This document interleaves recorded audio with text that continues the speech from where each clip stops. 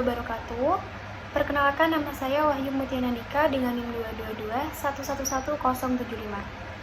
Pada kesempatan kali ini saya akan menyampaikan hasil review buku yang sudah saya buat, di mana buku yang saya ambil ini berjudul Hukum Acara Peradilan Agama, yang ditulis oleh Dr. Sudirman LMH, yang diterbitkan oleh IAIN Parepare Nusantara Press pada tahun 2021. Dalam buku ini terdapat 9 bab, yang mana bab pertama itu membahas tentang lembaga peradilan di Indonesia. Jadi, kekuasaan kehakiman itu dilaksanakan oleh Mahkamah Agung sebagai badan peradilan tertinggi dan badan peradilan di bawahnya, yaitu peradilan umum, peradilan agama, peradilan militer, peradilan tata usaha negara, dan Mahkamah Konstitusi. Selanjutnya adalah bab 2 yang berjudul Hukum Acara Peradilan Agama, di mana dalam bab ini itu berisi tentang sumber hukum dari hukum acara peradilan agama sendiri, yaitu menurut Undang-Undang Nomor 7 Tahun 1989, yang menjelaskan seberapa sulitnya beracara di muka peradilan agama yang ternyata lebih sulit dari beracara di muka peradilan umum. Nah, hukum acara peradilan agama sendiri ini mempunyai beberapa fungsi, yaitu fungsi mengadili, pengawasan, pembinaan, administratif, nasihat, dan fungsi pelayanan. Bab yang ketiga adalah gugatan dan permohonan pada peradilan agama di Indonesia. Dalam bab ini berisi tentang pembuatan surat, gugatan dan permohonan, hingga tata cara pengajuan gugatan dan permohonan, di mana tata cara ini ada beberapa tahap. Yang pertama itu ada tahap persiapan, terus ada pembuatan gugatan dan permohonan, lalu ada pendaftaran, hingga ada pemeriksaan. Bab yang keempat adalah prosedur penerimaan perkara di peradilan agama.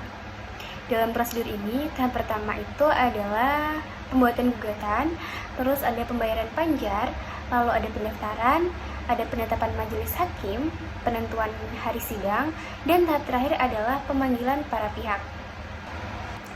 Selanjutnya, bab yang kelima adalah proses pemeriksaan perkara dalam sidang peradilan agama. Nah, dalam sidang pertama ini ada beberapa tahap pemeriksaan yang harus dilakukan. Yang pertama ada tahap jawab-berjawab atau replik-duplik. Yang kedua ada tahap pembuktian. Yang ketiga ada tahap penyusunan konklusi. Yang keempat ada musyawarah majelis hakim menurut undang-undang. Dan yang terakhir ada pengucapan keputusan. Bab yang keenam adalah pembuktian, yang mana pembuktian ini diatur dalam pasal 163 HIR dan dapat dirinci sebagai berikut. Yang pertama adalah pihak yang mengatakan mempunyai hak harus membuktikan haknya, dan yang kedua itu pihak yang menyebutkan peristiwa untuk meneguhkan haknya itu harus menyebutkan dan membuktikan peristiwa tersebut. Yang terakhir adalah pihak yang menyebutkan peristiwa untuk membantah hak orang lain harus membuktikan peristiwa tersebut juga. Bab ketujuh adalah produk hukum peradilan agama. Nah, produk hukum peradilan agama sendiri ini ada dua. Yang pertama itu ada putusan, dan yang kedua ada penetapan.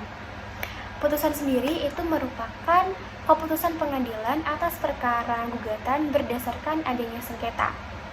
Kalau penetapan sendiri itu adalah keputusan pengadilan atas perkara permohonan yang bertujuan untuk menetapkan suatu keadaan atau status sosial bagi diri si pemohon.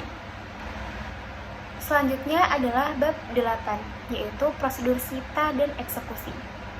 Nah, jadi sita itu adalah proses penempatan harta kekayaan tergugat atau harta sengketa secara paksa berada dalam penjagaan yang dilakukan secara resmi berdasarkan perintah pengadilan atau hakim.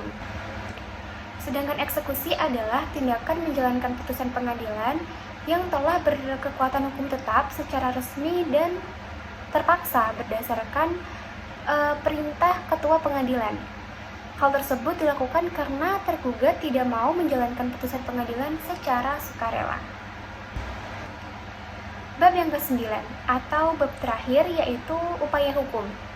Nah, dalam bab terakhir ini, upaya hukum merupakan upaya seseorang atau badan hukum yang dilakukan untuk melawan putusan hakim karena dirasa tidak sesuai dengan harapan dan tidak sesuai dengan rasa keadilan.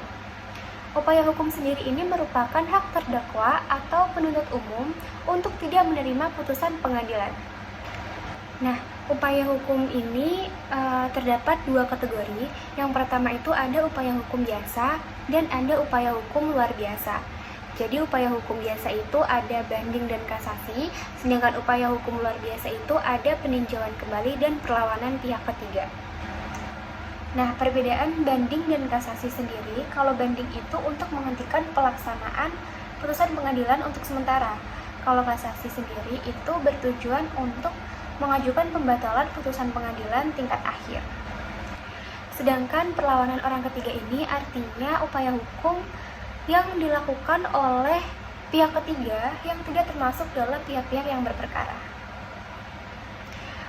Mungkin itu saja yang dapat saya sampaikan. Apabila masih banyak sekali kekurangan, mohon maaf yang sebesar-besarnya. Akhir kata, wassalamualaikum warahmatullahi wabarakatuh.